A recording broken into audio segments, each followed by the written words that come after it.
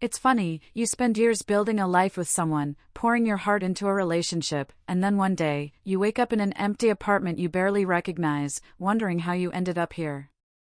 I never thought I'd be the guy telling this kind of story, but here I am, 26 years old, sitting in a small place in Chicago that still doesn't quite feel like home, trying to piece together where it all went wrong.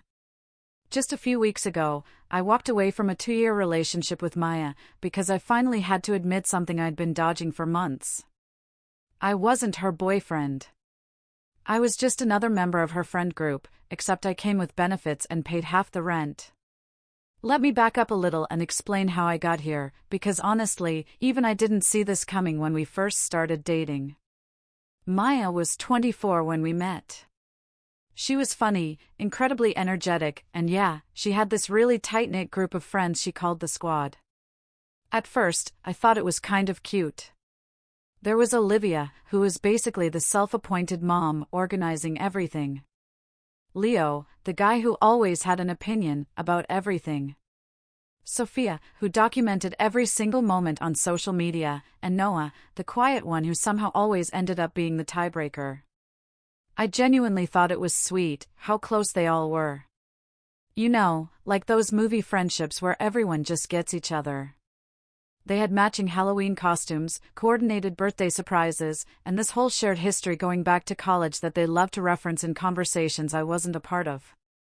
I figured once Maya and I got more serious, I'd naturally just become part of that dynamic. But that's not what happened at all.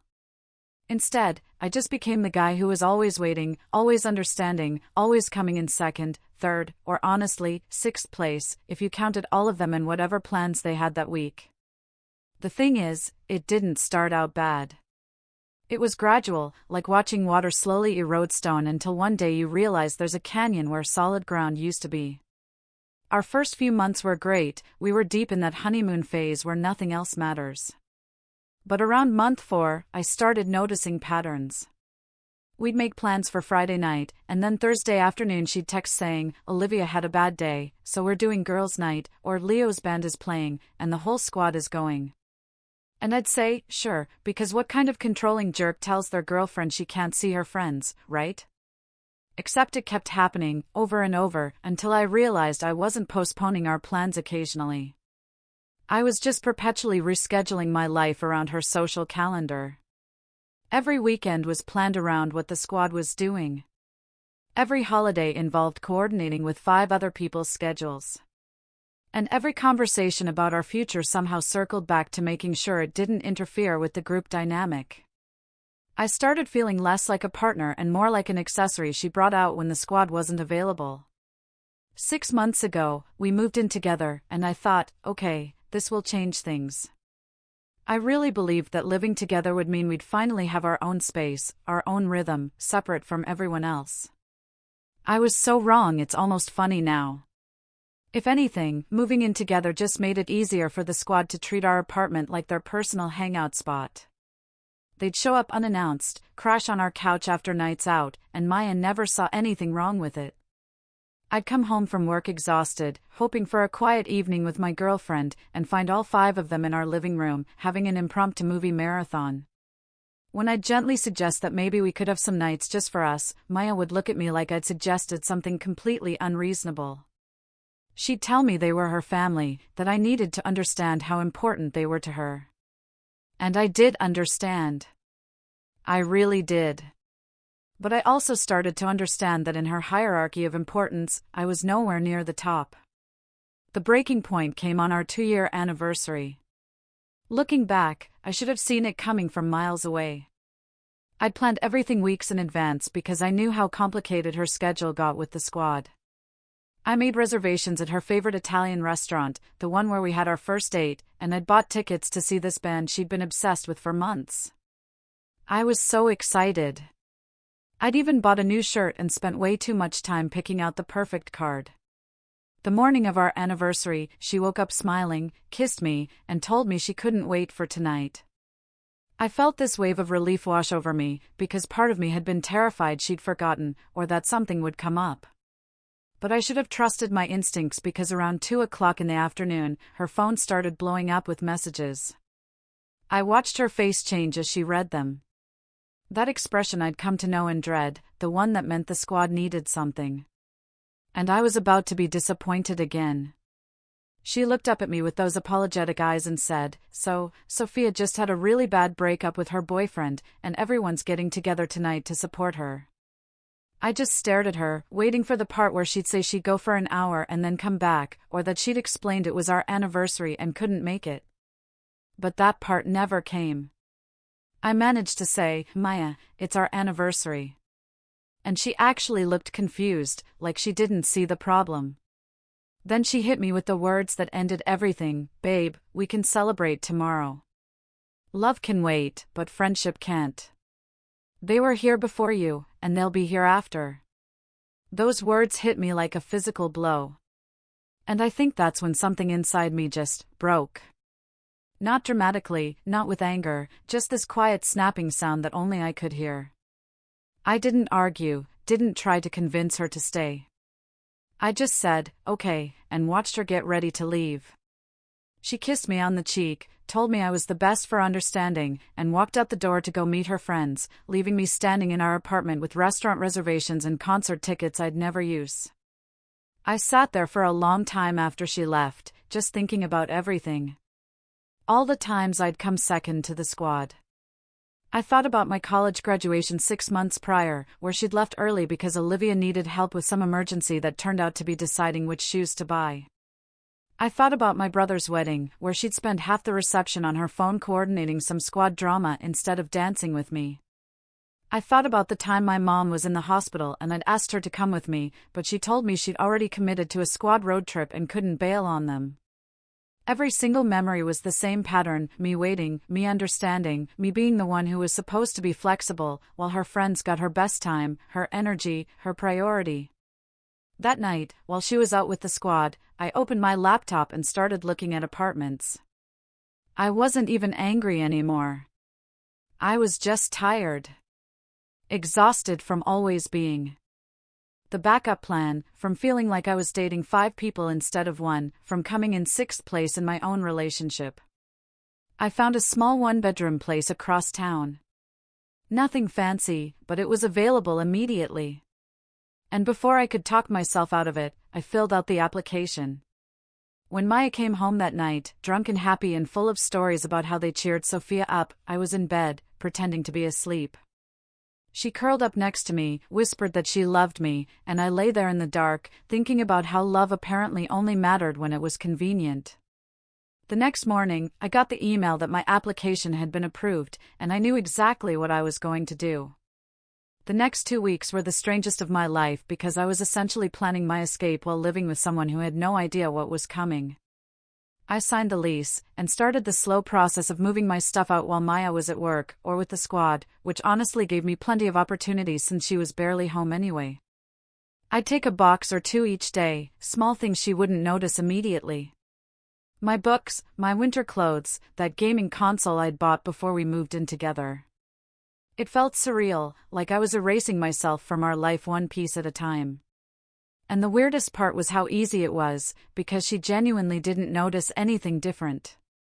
She'd come home, talk about her day, about something funny Olivia said, or some drama with Sophia's ex, and I'd just nod along while mentally cataloging what I still needed to pack. I'd taken 3 days off work to do the final move, timing it for when I knew she'd be gone on a weekend trip the squad had planned to some cabin in Wisconsin. She'd invited me weeks ago, but I told her I couldn't get the time off work, which was a lie. But she just shrugged and said that was fine, that it was kind of a squad bonding thing anyway. The morning they left, I helped her load her bags into Olivia's car, kissed her goodbye, and watched them drive away, knowing it was the last time I'd do any of those things. As soon as they were out of sight, I called my buddy Ben and his brother, and we spent the entire day moving everything I owned out of that apartment. My furniture, my kitchen stuff, even the TV I'd bought. Everything that was mine came with me. By the time we were done, my old bedroom looked like a ghost lived there. Empty closet, bare walls, just the furniture that had been Maya's to begin with.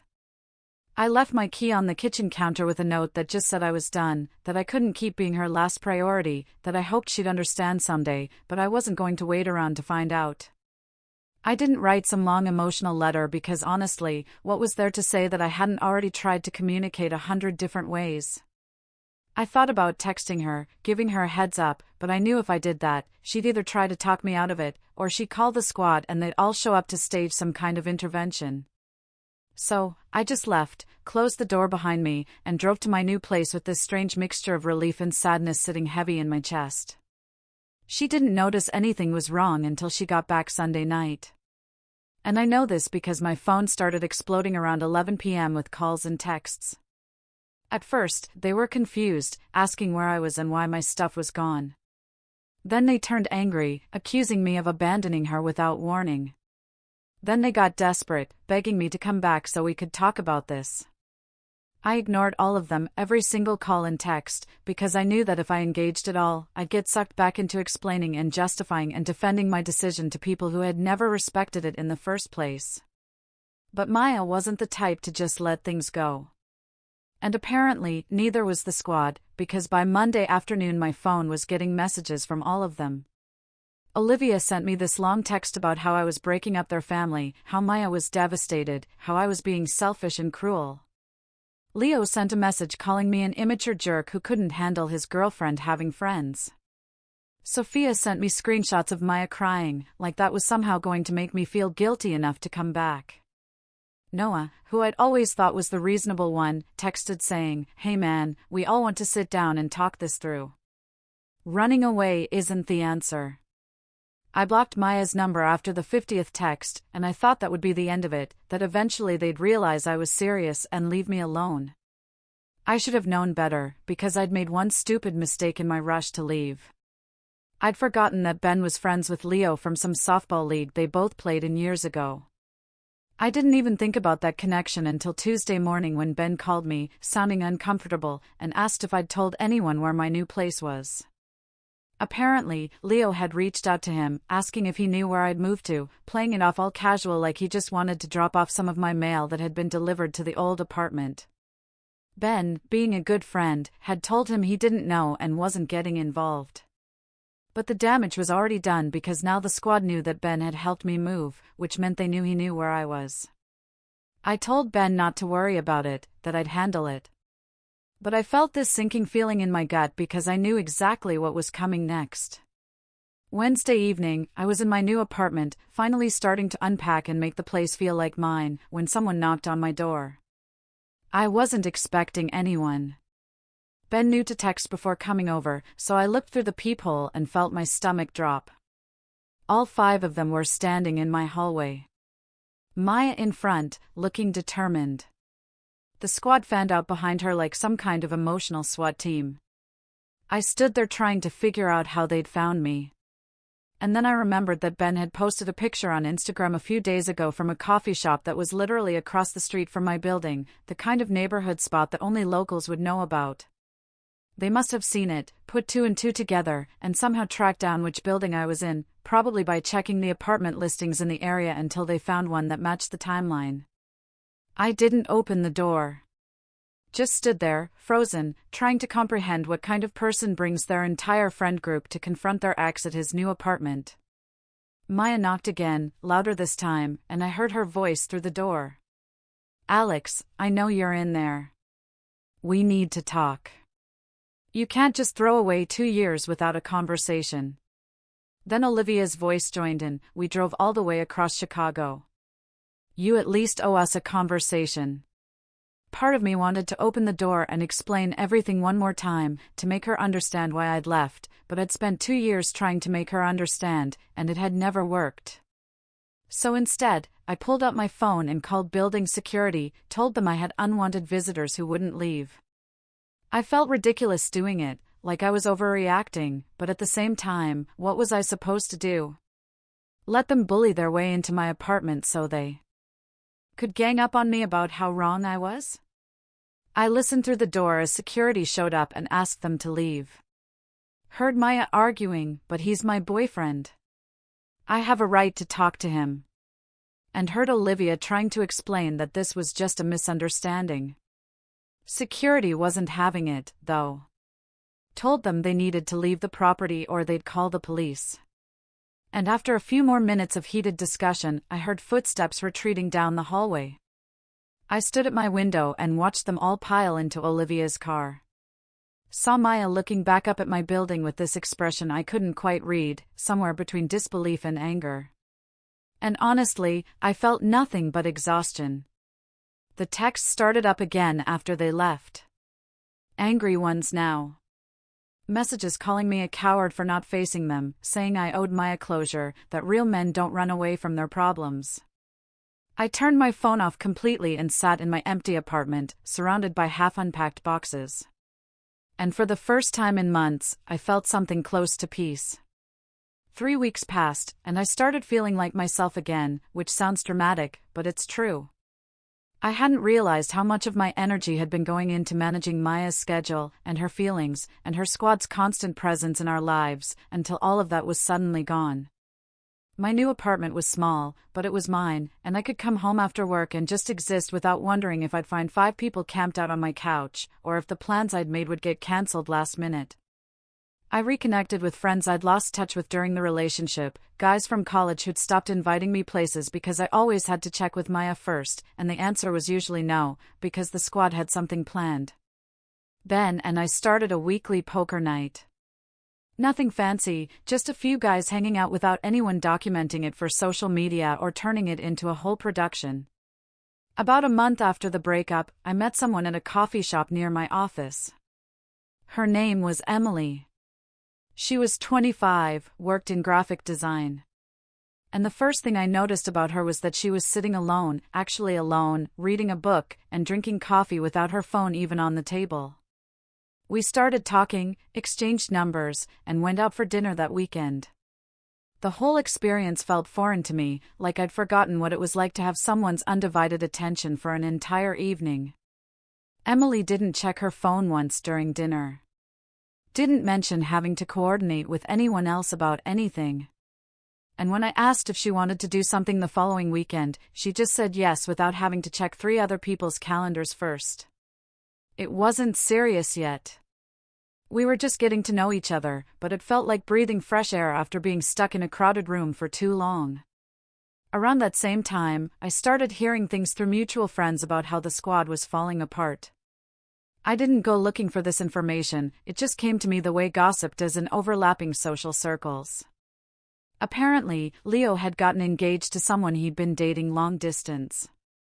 And suddenly, he wasn't available for the constant hangouts and emergency squad meetings because he was busy planning a wedding and visiting his fiancée in another state. Olivia had gotten a job offer in Denver and was moving across the country in a couple months, which meant the self-appointed mom of the group was abandoning ship. But the real drama, the truly ironic part that I heard about from 3 different people, was that Sophia and Noah had started hooking up and were now officially dating, which had completely destroyed the group dynamic that Maya had been so protective of. I heard through Ben, who heard it from Leo before he pieced out that Maya was losing it over Noah and Sophia getting together. Apparently, she felt like they'd betrayed the squad by changing the dynamic, by choosing each other over the group, and she'd actually written in the group chat, "They're all pulling an Alex on me." That phrase got back to me, and I had to laugh, because the lack of self-awareness was stunning. She couldn't see that what Sophia and Noah were doing, prioritizing their relationship over constant group activities, was exactly what I'd been asking her to do for months. The squad that she'd valued over everything, over anniversaries and holidays and her actual relationship, was dissolving because, surprise, people grow up and their priorities change. And you can't expect everyone to put friend group dynamics above their own lives forever.